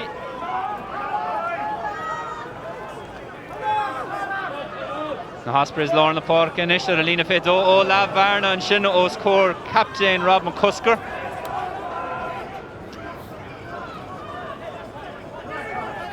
Aberfield the reached, Davies, King, Evans go leis céil agus Cúige ar stray ó Evans. Bheith sé simúla inis cé hiúra san muirtí bliana an sin amach seo go agus ceap me se gur se go le tuú Connacht agus nach me te ceartrí sin. So ríist feice mu é teach an seo ríist. Líróid ach chúsáil amach an seo ag na Ospreys. Leorimnaí as Connacht a tála an am seo agus siad an áitina sé dean an gramú. Aici agus well sé aici tá hepa chuir amach a gáíide. Sin chuir a dúirt a réitor éos gur tháinig go líróid ó aici ach dóhaid ifar a seacht go Connacht cad rá go bhfuil sé duine anhha timpeall le parcad tá sé choristeach go leor graim agus scéal groundmhar faoi dáhaí sulla déime de ráis chuig an síó amach. Nís túiscé na blianta sna bliana seo an Wasps bhí kick éirice ag Connacht agus dúirt Muldoon gur deise cup gol chuig an síó amach. Ní rá ach fuór siad a scór agus dáhaí á bhra. Agus Branúir sin ionach ag tachtasteach ó James Cannon an sin agus aici a ríist leis an Muldoon. Níróid mí an cíine sin is ní go an obair diaantaigh na Connachtaí maríonn sé seo tosaí in a réims seo. Aíonn le sellbáil ar i líróid amháin sin Cannon agus ní rá éon brún is ar na Connachtaí dá leannach mu leis an sráimar sin ní rá brú ar na Connachtaí. Ní rá fábe gneach an líróid sin an cín. Jo breúir bé aici agus camera níl me géirí a bheith aici madan dé lún agus istí breanú a bhrí seo a glipa seo. Ní leon dat faoi sin nach brana. Tá léagar fós ar na Connachtaí máin leis na Connachtaí léagar seo ardú gan scóir a dhéile bei sé brasásta lopéin agus túra sé sin an dóchas agus féin winning gob. Cínta agus an tríú deis ionsaithe ag na Ospreys in isis leistíad a seacht nóméid. Bind! Ag tachtón glibert a ríis. Pre-engage, chaps. Ian Stewart Berry sásta leis a gceann sin. Chaps, I'm getting a clear message. It's up to you to adjust now. No pre-engage. Thank you. No, it's happening now. It's just first half, no issue. No worries. Stewart Berry a géirí clibert níos fearr ríis an gáireann. And I want you stepping back, please come in. Thank you. She does. Feckall réiteúir tá géirí clibert ceart an áit a bheith a grá gur cicéire bhíán. Chá ceisnú, níach am sí léróid go isteach sa lár fós nach. Brenner seo, steach sa dána lína. Darna se tá ceart umláin atún. Davies, leis kick beag, tá sé glanta suas an bháin sin ó Griffin. Cleaned. Is Beidh gur deisi mí a mú é sin ó na Ospreys an sin. Matt Healy leis a kick agus tá sé glanta go maige agus deiscáilte na Ospreys. Deiscáilte a charíre camerará. Tá me túirt molachó garíre mar siad a muidir breanúir seoirís. Tá chosan fecinn tú, tá cosantóirín sin ag na Connachtaí. So ní ra éon bhealach príd ag géimróide tá gompar na líróid sin. So bhí sé gar rud cinn croí a chu dhéanana agus bhfuil ní raide leis a géic ach túr molachó garíre iarachtaí a cinnta dhéanana. Beidh go náró sé leis a géic an eile Beidh. Sin a ddíireach é. Sin amach tóca an sin ó na Ospreys. James King a thógáil é agus tá si go leathan inis aici leis an ráim. Dan Evans á chlána suas an sin agus Haberfield leis a bás. Duine cinn gortaí inis go na Ospreys ní man an feicáil cé atá an. Ach leanamid a roiig leis le bharna sin go Haberfield. Chánig an graim isteach. Fós ag unsaí, fós ag achharsáil, tíor cosú leis géad le.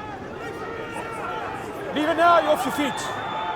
Davies, líor the isteach. Gavin Thornbury leis an graim sin. Tom McCartney an sin le graim Ulwar. I géirí, Davies a géirí an bailach imirthe ahrú ach céan an líróid chun cín agus Beidh go bheicimid cé atá híos ar a dalamh inis agus breithníonn sé cinálín dáíire. Tá seán na cúpla núméid inis barír sa tú an máte gortaí róganna chanar a taíach go mai bit se ní tá bin an gramú sin an sin ach nar a hála se. Seán ceanna tá Davies chun lega chun cín ceap am héin Beidh. Tá na gramúchaí láidir, tá clufa seo Har bheith fisiciúil, se a Davies inis. Tá i ggéar a gríimeid áléir agus é feasáil san ggóiseach chéanana. Beidh súla bháin ar an imráidí tacht Cúige. Ach go na daine atá rá go bhfuil rugby ag gimocht cinálín soft, ní gáach breanúir a glyfa seo tá chuile graim fisiciúil, tá chuile iompar fisiciúil agus tá an timróir seo ní eice mé cé tá ann go dtí seo ceapam gur an scórálí níos luúthe David Howells atá. Tá mis ceappa go béach ní étainine bheith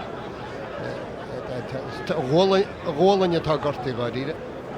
Ihre héin ag atá David Howells atá gortaí an fear a scórál an úd níos túisce sa chéad le. 2 and 1 black. 2 and 1 black. Dóilm go mééis sé fannacht ar a borg. Tá réitear gáíre i tuirtaí mar cáman is leis mar tá na cosa faoi ní buile gá chluigean atá gétaí a thuirt gomfáid ag an am seo agus. Feictar an sin é a gúlan atá an cínte, béis sé gimmar chun fork. Agus búla bus béis go tachtón slúa gan fear a bhór an úd níos túisce. Well inis, tá chuiristeach ag na Connachtaí sa glibert seo, agus Jeff Brenna tá genúméid bag nach go bhegus go mór caite sa glyfa seo, agus níl am a bé gáiríre caite ag na Connachtaí i liimistear in rasúra, sinna an deactrach atá aineoin gúildar an cín agus bear na deasco an cín an ach ní leor sin, caithe siad an négur seo ardú an imirte aistrú go dtíon tíbhaile agus a bheith bhád níos cruíoch ná bhí siad sa géad le nar a bhí se le bhacha. Cínta dearfas, faoi Pat Lam bhí siad brasásta rugby imirt in a fiche dó héin. Faoi Kieran Keane tá siad brasásta an stíl imirthe céine a imirt ach uairn tá sé níos fearr líróid a cice síos, muoine na chuir de chud cosint agus déanaíireacht botú na thógáil an ar an eile in áit bheith ag imirt ó de ihe dó héin an táma lug. Well ag imirt cinál imirte tá na Connachtaí ana fiúla súin sé sin an túfás fuine bhaid nar tá tú goil ó gramú agus ná nach bhfuil líróid ad. Is eiste chu rud ein líróid tá sé tucann se fuine bhaid nar atá sé agat agus nó nach bhfuil se agat súin se bhaite. Béidir go bhhaicimid glan ó máach tíocht ó Robertson an isis agus fiú ceart rá go bhfuil Jack Carty ar a mín se freisin. Ní dóil an go mé sé fanacht ar a borg. Agus Beidh go bhhaicimid glan ó máach tíocht ó Robertson an isis agus fiú ceart rá go bhfuil Jack Carty ar a mín se freisin. Ní dóil an go mé sé fanacht ar a borg. Agus fiú ceart rá go bhfuil Jack Carty ar a mín se freisin. Sit! Barla Nógla sé tapín a nocht má inse ón mínse. Agus Chathair inis gona Connacht níl an réitúir sásta leis a glibar sin dúirte gur tháinig an propa timpeall. Jones proper tíh seo i bhí híon proper scuilte. Ní thosa sé a brúáid ire sular ará sé cadíthe agus sinna chur a brúir ach níl tá bhína cici bhí bhaine Connachta. Ach fiú cat do breanú a ríis Dan Evans leis an líród agus tá na Connachtí díochéis an líród a thuirt th neis go na Ospreys a lá na parke agus cá siad goráis ag den na graim is graim ar níos agus be na Ospreys brasásta an líród achhuaáil ar fe tamlín. Ach tá ceann sin imi amach. Well inis tá sin amach seo ag na Connachtaí. Play! Bóg siad sciúpi, agus becheart amach sin amach a cup ó Chathair san na dosach báda. Agus níl an réitúir sásta. Ceapan gur graim déanaach go bheán. Tá mar an iach mé mar lean me glóiseach den líróid. 14. As léir go bhfuil bléad bór sé buile, níl tá mar an buile cailí seach tá cinnte Spáin ar gúine ríiste. Ach, an pointe bhí me geirí an sin. Bhí sin amach ag na Connachtaí sin. Bhí táir góir sé an sin amach sin. Se é teachtas rís. Bléad go le tógáil cicinis. Agus a deagan gramú isteach máil an seo. Take there, wear the locks. Take it, you want that one. Cinán lín máil béidir. Well, géta sé bheith tarnías tá cinenne le deanna go réiteúr. Be Chathair na Connachtí a rénos san áit an landráil an líród. Léad fós ar a talamh. Well, och an kick éidir géire thug Craig Landerson sa géad le chaá cheappa go meid a réon aige leis an kick seo a láú agus sinna cinenne tá déanta John Muldoon tá an bhaine aige a sa kickálaí. Struch cosint freisin ó na Ospreys. Bhí deise cup cosint ar a lína de meidir agus bhí siad sásta an graim mála chu isteach snis tá deis ag Ronaldson 3 points eile thógáil. My chest may be freezing up, that's why. No, it's fine. Camerá tá táir na Connachtaí sé bhain seo. Tá a bhín kick sin caiile seo cinenne ceart ag go réiteúr ach ribh sin an kick an cinál Gaillimhe a thug Ronaldson níhfuil siad an dhéróid, cháil siad an seilebheith agus bhín táir gur chiachna se go amach thar an tíblin ar scóir siad an sin amach a bhí litegóp an gicéirice. Ceart agad thug siad an líród dír chuneis go Dan Evans agus béidir go bhfuil míáig na Ospreys go bhfuil deis ag Ronaldson inis ach an luchtarú féin.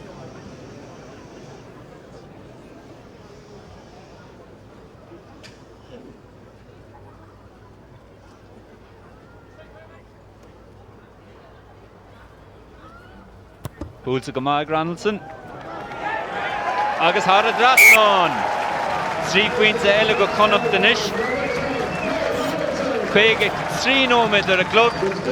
Connacht a 16 Ospreys a Cúige. Agus más brún mo chuimne Jeff Chata an 10 nóid déag imar sa dára le agus sinna chéadúir bhí na Connachtaí gáí iste i liimistear an rasú. Cínta agus sin an céad ionsaí a bhí acu comá. Well, a darna béidir leis an pás go aici a chuig an gabhain sin colcín. So bé siad brasásta go bhfuir sin na 3 pointe sin. Agus tá sean dacarónir tá tú gimmart an naimhfuirne agus tá si de fáil 3, 6, 9, 2 agus tá an scór de gol a níos is a níos is a níos.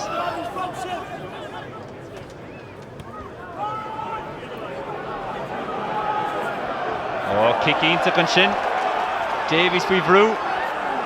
sé glanta sús a cuptá. Líróg beagnach máil go Haberfield inis. Spis de gol siar go achrasáil a ríis agus a ríis eile stoi. Hold. Ó, an meastú am in Ospreys sásta leis go. Ó, barna bogad sin, ó, for sé pass. Am leis go lón tuca mit siar hú gan second.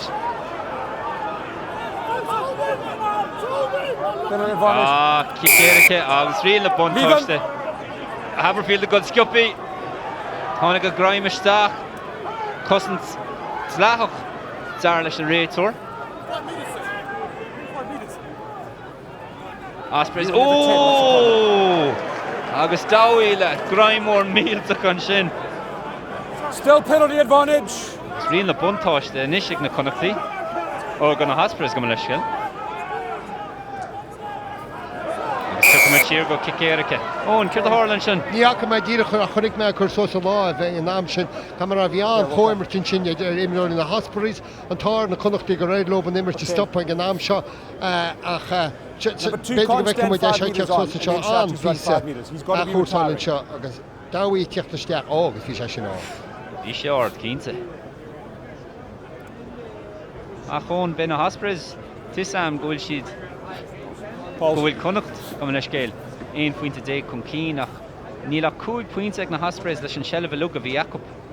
Well sin an deachtar chutá agus sin sin mála bheith hagam sin ó si a dhéanana tá sé go deú na postín seo agus cear stoi an réalatáin mar a dúirtú hí tú déanana tagafáidí túisce chunne tógáil a scór chunne tógáil a scór agus na rospin tú bear nach mór well cáilean an rasúra sprid agus crí an is ní seaspí sach mór ag na Connachtí fós agus well bei na hatbí súl go maine siad 3 pointe góis. Bishik Davies an ish an raim sin a tak o dawi.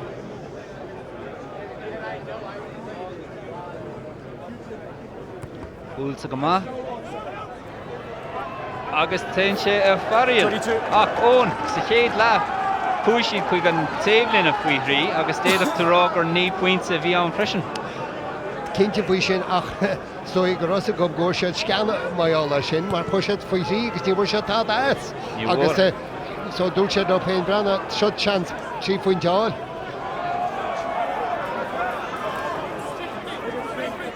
Lír International leis na Ospreys in ish. Zoe a tacht amach on lína an scupi tá sé na Gold Street Grime is Grime anocht. An kick o Davies ach cáil sé gol. Fuair sé spás a stoi. Beidir písa mí chomarsáid. Idir Healy agus Kelleher an sin agus kick go tad an sin on. Lír de Rash ag na Ospreys in ish lár na parke. Bug nach scéil an cliffe is féidir rá. Pass tíochtasteach ó Davies an sin. Ceapan gur Fonísia bhí an sin go na Ospreys. Fós ag umpar, fós ag achorsáil.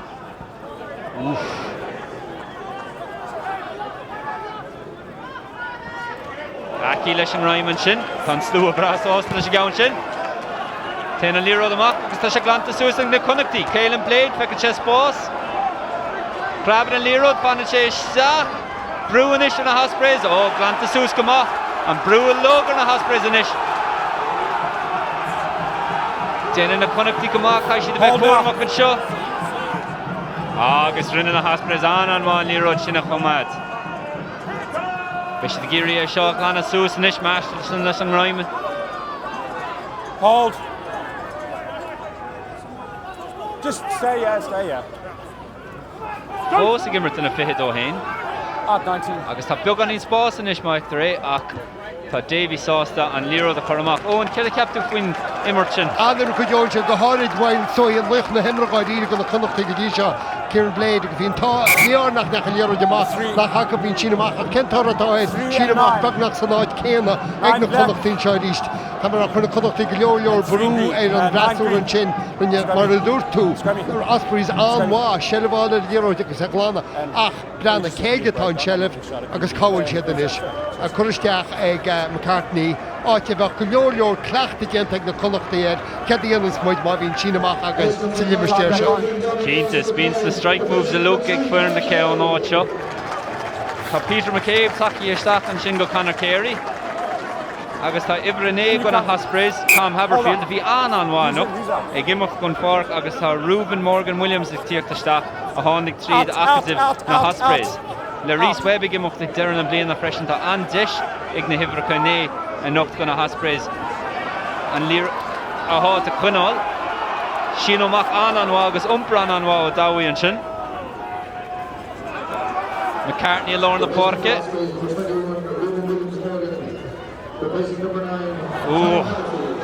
Téann an pass an sin ar stré, téann sé amach ón. Níl an numsaí seo go má na Connachtí. Aspa cumarsáid gáiríad an sin míhiiscin sin lápar McCartney deanna amháin sin bertín poleid gaidir sin an chósáilíana ní rá stróh bhéna in rud ach trochfas an sin amach Wai Ronaldson rud nach bhecinn tú ró vinnig chuáid agus McCartney sin bailís gomach muid fósaid an numsaí sellh tuí ras go rasúra cahamúid é sin i dhear amach. Sin zera le immert. Dennis Coulson agus Tom McCartney. Tá Shane Delahunt agus Peter McCabe taki isteach agus ceapim gur be an chéadrod a rinne McCabe ná kick éirice a thógáil gona Ospreys. Táí a lábhisteach agus Harrington nuas míle leis mar a dúh muid an deachtracht a chunig muide an tamar fad ná gur an nimmarcha gon sellh a gibhrasúra. Agus, well, níl freagran na feibe sin feici agin fós. Risk reward. Cínte agus tá sé táhacht a grá freisin ílach gá scór nó gá úd be cearpam rás i glyfir seo le úra clig imi ceann go na Ospreys ceann go Connacht agus le stíl immerthe Kieran Keane ní bheith sé róhásta leis an unsaí. Ní bheith agus bhfuil an rud ní me gean is a bheith chun máilí se thochttar a réanana a chu iad ní leor go Connacht búáil an seo testing cheirú, testing chúg fointe bhain na Connachtaí a glufií mar seo. Ceart ná net agus má braíonn tú an séúir a bhí Jacob gotí seo, ní le puinte amháin atrathe agus tá ceire try bonus point fácha ar feite ag na Connachtaí agus tá ceire losing bonus point feite a compression. Ní le rá try bonus point ag na Ospreys agus cat rá si de tuairt de seile go na Ospreys. Tá mé ceag seo bhád níos fusan an ceán deidir bhí Jacob sa tá cinnte go bhfuil sé dro na postaí an bouta se ríist. Roundíonn sé a posta agus 20 fáca céim fá nach Ránóch. It goes 16. Té seile an 16. Té seile go Davies inis an scór a leidú go hocht. Béidir gohfuil Connacht troch an pórdach leis an tosaí atá acu. Well, tá chosin go máin ní léon dat faoi ach ní leor sin caiisiad a gháil ar an unsaí agus a ríist tá an rasúra licíisteach an na limeisteir héna go agus tá sé dóíonnta go bhfuil Leo Valley an léagar seo ardú aineoin gúil siad a ceilde úd.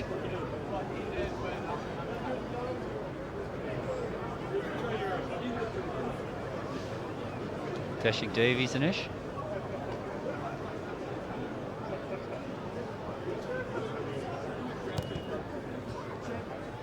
Agus tá an ceann sin slánathe aige. Slua an ciún an seo sa Sportsground.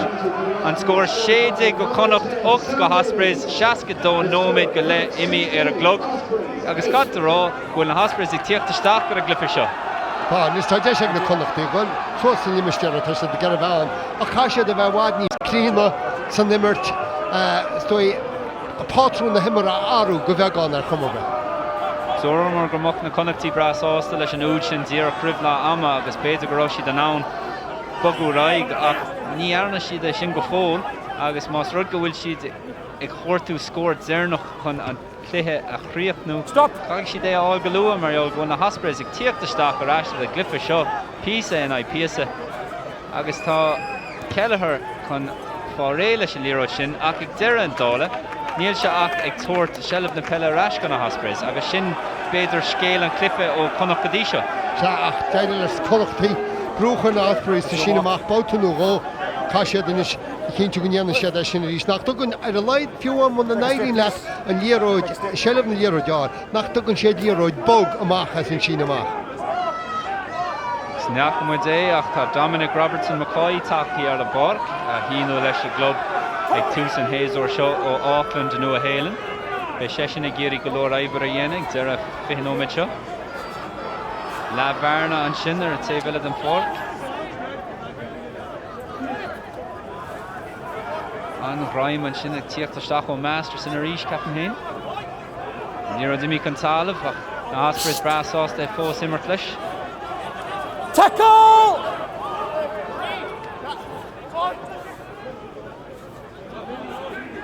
Sló le bharna sin. Agus braneir sin just a cuineáil an níró dó. Brasásta agus go leor muí nach chub bheith gimmert mar sin.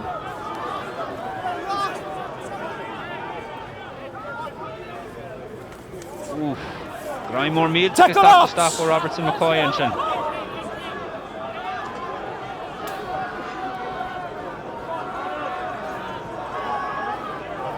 Bé sé simúil breanú na bhiricí hééis sé glyfir seo go háir ar an ceann sellh, mar is dóigh go raibh 7 fáin géad ag sellh na pelle ag na Ospreys gotí seo. Pass leathan an sin agus tá deis inis ag Dan Evans slash game go go tíochttasteach. Líród máil go na Ospreys inis.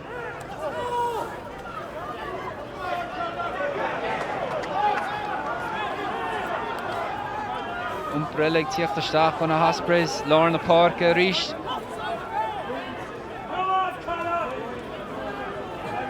Na tosaí gri ó Gúlan Davies agus Stay out there, stay out. níl sé gobarach, tá sé crothús bás. Graimelig tíocht isteach ó Connachtaí eile. Agus ceann eile, be na hibrice bra simúl hééis a glyfa seo camerá.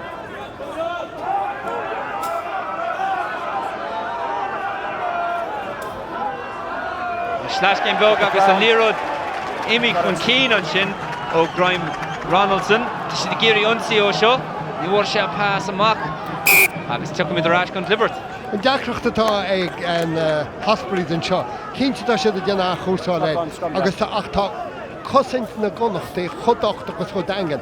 Go gatha siad rud ag an dhéana fiú áú trón ansaí. Tá siad go amach an tamar fad, ní le déana ag na Connachtaí a chu chuineal go amach. Cruigás má chun tú crab deas isteach faoi de éling an trón ansaí áú. Ach níl ar an ána sin íana, níl an skill sin acham, níl an talan sin acham, agus nó go dhéana siad a sin, ní bhuaigh siad bailach príd sa lár. Tá ceart agus beidir go ceartrá níl sparcar bit ag an gáirin. No, dína dáfu sin ach bhehamúine nach na réigenn tú lína cosint na Connacht goil síos deará le tain brana seaasa siad an pód. Sin má éirín le chulagan ag grámú héin íana agus tá go dtí seo tá gaiidú lo sin íana. Ní an chéadúir sa cluiche seo ag Clibbert ag na Connachtaí is na lehéin. Réitúir sásta leis a gceann sin. Out, 9! Ní sé sásta leis ibre in na Ospreys. Agus a ríist kicke siar go Dan Evans agus Shelf na pelle ag na Ospreys. sé kickte siar ige inis. Glanta suas ag Matt Healy. Agus botún tacht amach ó Captain Davies a bhí an sin. Agus be deis unsi agus an slúa bras ásta sé gawn sin ón. Well, sin an botún a bhí tastal ó Ronaldson a chun bróg seo leis, agus lean se sosa achas botún a rinne an rasú an seo maicin mu sosa bróg I gerbeh clína ach well. Patrón tá Sam Davies ag immer múta sí Dan Bigger an blin secún cai sé níos fearna sin éana. Well, I leaned out for sin. Sin amach in the Connacht ach about to get a bhí can come and show. Rinne sé prasha go.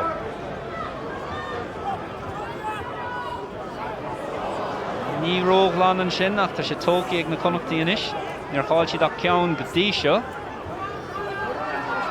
An umpre tacht an sin ó Shane de la Hunt. Ronaldson. Farrell. Agus Barnick Farrell an sin.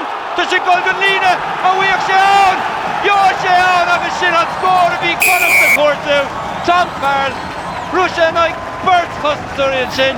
Agus Catarón, Udensko, sin an splank a bhí me a chóirtú. Well, go níor feicim mu ag teachtas an seo léidir chun a pass amach an seo ag Farrell. Chun an Ronaldson an seo Farrell sleiscéim isteach. Fíor rochaí ar Beidh Davis an sin agus chuir sé an rud a bhí dochtangan go dtí seo bhain dáhíh ó chosint I líg síos an náte. Níl me baint bhaid út Farrell, údaíon tá chéanra go bhí an, bhí sé bhisteach brenner a sleiscéim hééis pass Ronaldson, seo é an sleiscéim teachtas sin Bert ba cheart a bheith an sin. Ba cheart go bheith an gata sin dúnte agus níor gúnte é agus seachpointe. Be Sam Davies cráta hééis an gawn sin freisin, hééis a chuir sé an líród amach chun síno amach, níarla sé an Grime ar Farrell. So, drop sra immerthe an sin ó Sam Davies, anhha ó Tom Farrell, agus seaca né nóméid imi, tá sé Connacht bithid 3 Ospreys a hook agus Catarón, Beidh go bhfuil an clipa seo hartanis. Well, bech muid súl ben na Connacht rán ó pein Beidh go sneána chuigan an rasúra agus go sé de go dtí sin na chola ach níl fós a chum rugus má sada sé na Connachtaí tá farí brúnis. Shed na pelle Connachtanis, Giri Gol Gonzala. Réitor brasásta gur Grime a bhí an. Agus tá slúa níos beohranis agus níos bunahhachanis hééis an úd sin ó Farrell. Tá si de rá ó pein Beidh go bhfuil si cuairtú an puinte bónis inis atá Harbheith táhachtach. Go háirad go Connacht. Well, tá tríú ceann na teastal ó lasach. Tá cínta ní féar a fáteach go tá ceart ón. Agus seo cicéad cén sin an botú. An díoch an na Connachtaíon sin.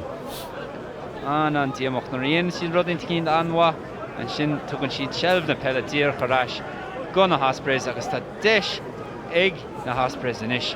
Sin óach a chhlacha iste fiad dó Connachta agus unsaí eile a dhéanamh a chuirtú scór ach ní lór 3 pointe inis go na Ospreys tastaíonn Cúige, tastaíonn seacht ar a leid buí go. Búla bus mór an tíocht na staach go cíl an bléad a bhí an bhá noch agus tá James Mitchell a teach na staach dá séú chapín. sé tóg ag na Ospreys an sin. Make sure the ball's in the front. Make sure the ball's in the front. Dúna géirí a líróid sin na chhlacha. Tá siad sochtaí inis. Níl de boga, caiisi dé úsáid inis. Graim a tíocht isteach, Shell fós ag na Ospreys. Umpar an bhá na Ospreys, siad go níos giris. 6 metr le goal inis. Ball's it. Géirí na hard yards again inis. Agus brisú belgad sin. Agus úda tíocht isteach ó Reuben Morgan Williams, fear na Ospreys a Zimmer le Wales faoi fithe. Tháinig sé isteach níos lua go Tom Haberfield agus cadú rá. Rinne sé an bhain sin. Agus tá hapan níl sam mór an seile bheith hen léar go dí seo. Rinne sé an bhá cinál ascan ag gáil himpelir an sin, chunig sé bhí bear na olmhór an sin. Ní an na piléad iste ag na Connachtaíon agus bhúil sé amach agus brena níl samsa a chuir sé léaróid sin chutála. Níl an slúach iradón. Agus is dóigh go bhfuil Davies gon an kick seo thógáil an sciopí agus níiad an réitor goil siar. Tá mu ag teach sos ar a scáil an níice. Well, tá sé slánathe ag réanús. Bhí sé clist an sin fiche 3-5 agus níl an slua sásta ón. Well, chrú na Ospreys é sin, ní bhaithe duine bheith go Berry é sin, chunne súla a ríis, tean sé isteach. Nis, níl, agus tean an sin isteach. Chálann sé an líróh fiú. Drochháil an sin. Agus is leis an slua. Níl siad sásta leis an réitor. 12 green, 12. Níl ach 8 idir a bharna inis, Tom Farrell fág a parca, agus beidir go bhfuil bulla ag na Ospreys inis. An slua dúisithe a réanús, siad lán le fuinna inis hééis sin. Well, níl ach freagra bhána ag na Connachtaí sin agus fá údaile agus fágad scipaí.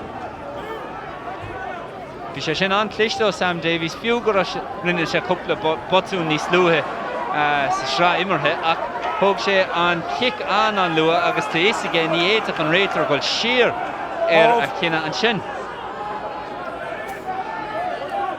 Use it 9. Connachtaí a géirí an líradáil arás agus ag fanacht ar a kick ón bhar a bhór an úd dearnach an sin. Well, beidir nach bhór sé an úd dearnach ach bhí sé tucha go. Mitchell a chuirtú an líród inis. Is umpar sciopí eile. Thornbury leis an glanó amach. Mitchell. Jack Carty a bhórc inis. Slash cin bug, barna bug. Carty a ríis. Umpar mór mílta go Robertson McCoy. Agus tá na Connachtaí a géirí scór inis. An láidir an sin óhaí slash céim for sé pás go Muldoon. Agus ón cadrá go bhfuil na Connachtaí dúise inis. Well, tá cúiseach go bheith dúise. Og sé 7 ó ceithre nóméid ach tá sí dúise agus i géirí imirt go sciopí. Mitchell chuirtú a ball agus kick éirice. So ón céad í fáin seo. Well, thógad sin na pointí na hen marsa as tá bheith chinta sort go góise isteach a gúine, nis thógad na pointí nis go cínte. Cínte, cadrá go bhfuil sin amadach na Ospreys. Amadach na Ospreys an sin. Tá mar troch chéna déanta go réiteoid ach cum faoi sin inis, cá na Connachtaí sin chur tíomh hir gob tá cartag Muldoon go tógin trí faointe sin agus tearrás a tóireachtan an tríúd sin. Ceapan gúil se churtha té fíor go banis marall ar an cinál stíl imrethe unsathe tá acu banis ach tá 10 eile inis That's the mark again. ag Ronaldson trí faointe chur ar a scáilán agus médíonn sé sin an scóra go dtí 1 faointe 10 bearna olmhór gan na Ospreys gus nílach níos mó nach ceanóid fácha ach fanamid agus feicfamid.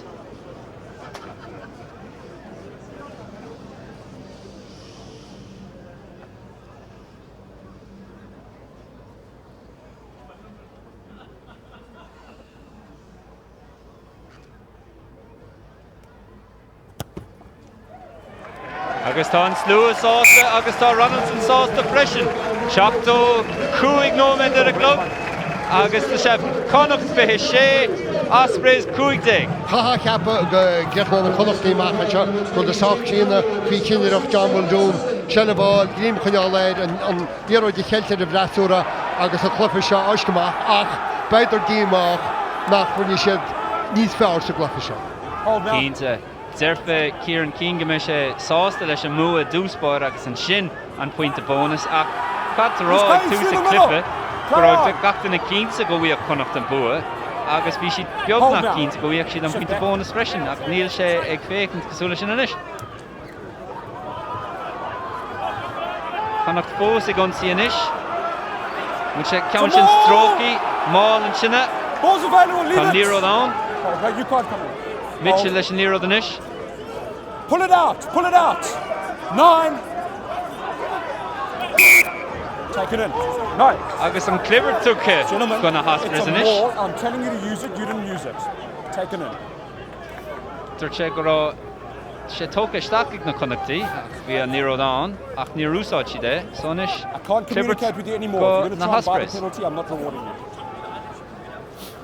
It's a maul. So ón trí nóid fácar a glug measú céthe imróir an lei. Well, bhí cúpla imreir a chuige Connacht chama a cheappa a bhí sanáid a bhagam sa Muldoon. Let's go, Jeff. Let's go. Go leir cineireach tóg sé na cinní carta gan am carta kicin í hógáil ceappa gur Beidh thar cín na a bhí sé a bád mar leachúil clibre ach lich na himar gomta na ibre deach Connacht Craig Ronaldson ceappa gur sé máisteach imtach ar an díróid stúrú imtach ar an nimmert agus thóg sé na kicin sin a bhí teasal. Sit. Cearta so imróir an lei Craig Ronaldson hé sé pointe 10 at lánathe go Connacht. Gáinóm a go le fáca ar a glug. Ospreys a gunsaí inis chortú pointe chortú úd. Tint an níróid sin chun cín. Tá slú a bra sásta cliberte Connacht inis agus catarrá go bhfuil an comórta seo thart. Gáinóm id fáca ar a glug bhí na Connachtaí sásta tis go gúil sé thart. Muldoon a gáil hartan sinne gus a molla chunach an hímpel fis ag agúil an clufa grúte mar dúirtu faoin am chur ar an léróide seo isteach sa glibert bei nú me eile fácís ní bheith ach nú me fáci ar an glóga gan am sin amrá be na Connachtaí sásta go grúise a clufa ní leon dautfuí sin ach mar a dúirtún ar a go sé isteach siomra físe maidin dealún eisico brena ní mo leor sin. Cínta cúga leor deisina ar stré go háirid an patch in a lár na parca go aici beidir an deise bhí cín ar maithílí níos lutha a catarrá clifa crú a bhíán clifa fisiciúil a bhíán bhí go leor botún an bháhéamh agus brú a Connacht agus ag deir an lei sin ceir a pointe tábhachtach go Connacht ag deir an lei go háirid iad sa chúgu háit agus iad fós a géirí an so an seo ag deir an clifa géirí an slú a hás of Beidh ach bhína ceir a pointe sin Harbheith tábhachtach go na Connachtaí go háirid hééis gur cháil siad ceire as cúig cithe déirnach sa cró ceartaigh. Cháil siad péir in aine múnaí, cháil siad in aine lainní agus cháil siad as ar brú siad an mór seach caiici seo hin in aonó 2 pointe in ceartaigh agus ón scóráil siad né núd in aonó caiici sé hin, ní bhfuair siad a péir anocht, céir de caiig ahrú gan chéad cluiche eile. Well, a léomh dhéanana ar an bhreaúra agus a bhrá tá go cosan go má ní bhfuil tríd ar an bailach tradiisiúnta so cámudú ag an écosúla dhéana. Cínta sean zachar léon na cosantí nóir nach bhfuil mór an acu be gimmart go rialsa ach catarrá go Cliffy, atá ag tíocht an tachtan se cún nó caiicí se cún go mééis siad a bhad níos fearr faoi cín, go mééis siad a chuirtú a bhad níos mó scóranna agus go mééis siad a bhad níos glunne ag cosint agus ag ionsaí. Beag nach deire an Cliffy an níis tá 8 ar a glog, so nuair a chálann Ospreys Sheldon na pille, ceapú go mbeadh sé thart. Siad fós ag achforsáil, fós ag immert agus tá siad bródúil, cad tú rééis sin ará, tá siad misneach. Ball is available. Tís agus slú go bhfuil sé thart agus tá siad géirí fanáil siar chun Stop, cógáil sa rá. Kick tríd an sin agus tá sé glanta suas ag na Connachtaí. Is dói go bhfuil siad chun an líród a chur amach an níis, nuair a aon siad deis. Sin é an líród siar agus tá sé thart agus tá slú a bhrásáasta an clipper brochas de Connacht 26 héis 8 nóid. Craig Ronaldson mar imróir an lé. Ón céir de ceaptú faoi sin. Tá mar á Clifford go deo bhí an, bhíon dáhíomh an láide ar fad, bhíon Clifford Harbh physiciúil ach sin ráite beina Connachtaí géimeach na raid a lob níos fearríanana. Bé siad cínta agus just cúpla tuirí eile ag tíocht tríd. Cóscóir idir Dragons agus Glasgow 15 agus bé ina gur Lord duine go ruúd dún éidir na nocht in Lion.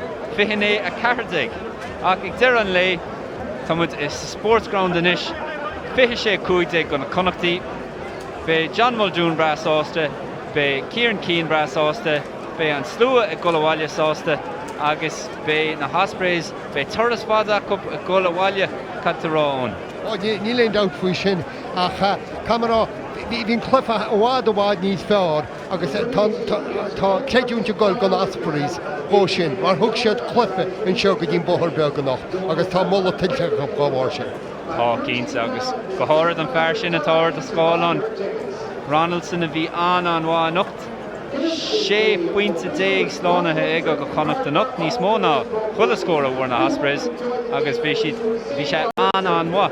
Catará freisin gra sé an bhá ag stúrú an Clifford timp na parca fiú go cúig cúpla kicker stré ach ón nach chuil sé ionach bhfuil Craig Ronaldson agus Jack Carty ag na Connachtaí i ri an tréimh se seo. Ní léon dát faoi sin, le sin ceann na deach go bhí ag na Connachtaí a gcónaí gur tá na rá éidir dé brón seasamh acu ach inis mar dúirtú tá Carty a bogus tá fearr tá Harbh cumasach fearchadára Ronaldson acu chumá. Cínta agus ag deir na dála sin deire an Clifford seo agus cammuid slán ará libse sin Connacht 26, Ospreys 15 agus slán waine ón Sportsground in Galway. Íhuá. And the Connacht hand will have both match interview with the top bar with man of the match Craig Ronaldson.